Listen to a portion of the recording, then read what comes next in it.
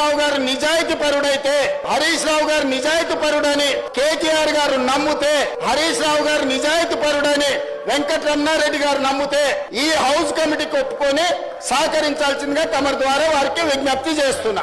పొంగులేటి గారి విషయాలు బయట పెట్టంగానే నా మీద బురద జల్లేటువంటి కార్యక్రమానికి ఇవాళ ఆయన పాల్పడ్డారు. నేను అంటా ఉన్నా, నువ్వు నా బావమరిది పేరు తీసినావు, నా తమ్ముడు పేరు తీసినావు, ఓకే, నా బావమరి మీద ఆరోపణలు చేసినావు, నా తమ్ముడి మీద ఆరోపణలు చేసినావు, హౌస్ కమిటీ వేయడానికి హరీష్ రావు రెడీయా అని నన్ను అడిగినావు కదా. I'm ready.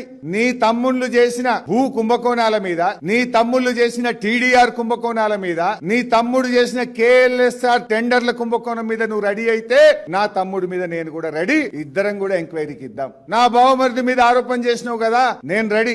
నీ బావమరిది సృజన్ రెడ్డి అమృత్ టెండర్లలో చేసిన కుంభకోణం మీద, నీ బావమరిది సృజన్ రెడ్డి సింగరేణిలో ఓబీ టెండర్లలో చేసిన కుంభకోణాల మీద నువ్వు రెడీ అయితే నేను రెడీ. రేవంత్ రెడ్డి, ఇంకో మాట చెప్తున్నా, నేను చెప్పిన హౌస్ కమిటీ వేయకు, నువ్వు చెప్పిన సిబిసిఐడి వద్దు. ఇద్దరం కలిసి హైకోర్టు సిట్టింగ్ జడ్జి చేత విచారణ జరిపిద్దాం. Are you ready mister Revanth Reddy?